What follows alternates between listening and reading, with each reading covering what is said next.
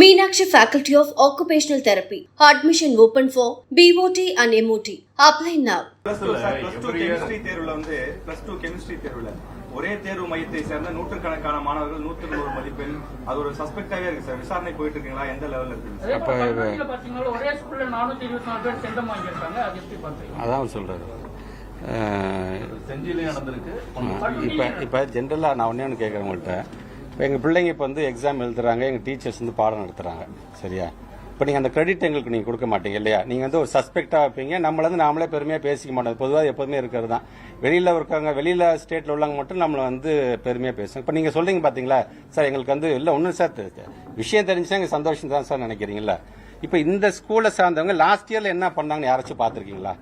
99லேருந்து 99 mark 104 பிள்ளைங்க எடுத்திருக்காங்க இந்த ஸ்கூல்ல சார்ந்திருக்காங்க. அப்ப லாஸ்ட் இயர் அதே மாதிரி சந்தேகப்படுவீங்களா? இப்ப அதுக்கு முன்னாடி என்ன ஏன் அதெல்லாம் நீங்க ஒரு ஜேர்னலிஸ்ட் ஏன் அதெல்லாம் எடுத்துட்டு வந்து சார் பரவாயில்ல சார் ஜஸ்டிஃபை பண்ற மாதிரி தான் சார் இதை விடுங்க சார் நம்ம பெருமையா நம்ம பேசுவோம் ஏன் சொல்ல மாட்டீங்க? அதுங்க இப்ப நீங்க கிட்டத்தட்ட பாத்தீங்கன்னா ஒவ்வொரு இதுலயும் பாத்தீங்கன்னா நாட் ஒன்லி அந்த வந்து கெமிஸ்ட்ரியில மட்டும் இல்ல, இப்போ நீங்கள் எந்த குழந்தைங்க வந்து 167 பிள்ளைங்க 100 வாங்கி சொன்னால் அதே பிள்ளைங்க மற்றபடி இருக்கின்ற பிசிக்ஸ்லையும் சரி மேத்தமெட்டிக்ஸ் சரி எல்லாத்துலையும் பார்த்தீங்கன்னா 90-98 மார்க் எடுத்திருக்காங்க.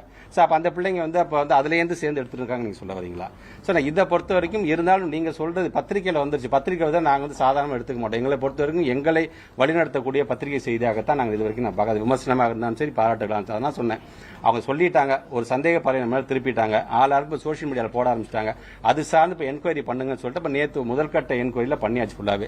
ஸோ அதில் வந்து இந்த மாதிரி கொஸ்டின் பேப்பர் லீக்கேஜுங்கிறதோ இல்லை அது சார்ந்து யார் யாரெல்லாம் அந்த சம்பந்தப்பட்டிருக்கிறாங்க, அங்கே யார் கஸ்டோடியன் பாயிண்ட்ல யார் இருந்தா, யார் டிஓவா இருந்து அந்த கொஸ்டின் பேப்பர் போய் எடுத்துட்டு போனது யாரு, அங்கே இருந்த சூப்பர்வைசர் யாரு, அவங்க எந்த ஸ்கூல்ல சார்ந்தாங்க, அந்த சூப்பர்வைசர் உள்ளபடியே கெமிஸ்ட்ரி டீச்சரா இல்லை வேற சப்ஜெக்ட் டீச்சரா, இப்படி கிட்ட 100 பேரை கொண்ட ஒரு ஃபர்ஸ்ட் லெவல் ஆஃப் இது என்கொயரி நாங்கள் முடிச்சுட்டோம். பட் இருந்தாலும் நான் விடமாட்டேன். திருப்பி அதை நீங்க பாருங்க. நீங்க சப்போஸ் உள்ளபடியே 167 பேர் நம்ம பிள்ளைங்க கண்டிப்பா அந்த 100 வாங்கிருக்காங்க டீச்சர்ஸோட அந்த ட்ரைனிங் தான் அந்த மாடல் நம்ம எடுத்துட்டு ஒட்டுமொத்த தமிழ்நாட்டில் இருக்கின்ற பிள்ளைங்க 100 வாங்குறதுக்கு என்ன செய்வோமோ அதை நாம் தெரிந்து கொள்ளலாம் என்கின்ற அறிவுரையும் நான் சொல்லிட்டு தான் வந்திருக்கேன். நான் கண்டிப்பா அந்த செய்தி வரும்போது உள்ளபடியே எல்லா பத்திரிகை நண்பர்களுக்கும் நான் எடுத்துனேன்.